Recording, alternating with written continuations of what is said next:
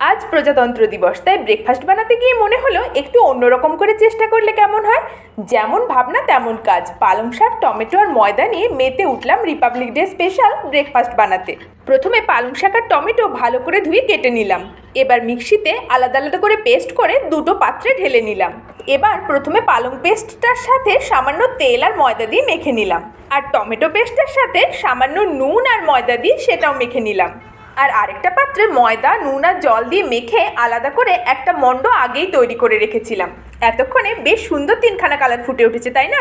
এবার আর দেরি না করে তাদেরকে পরপর সেট করে হ্যাপি রিপাবলিক ডে বলতে বলতে কেটে ফেলুন চটপট। তারপর আর কি, হাত দিয়ে ঘুরিয়ে ঘুরিয়ে ডো বানিয়ে ফেলুন।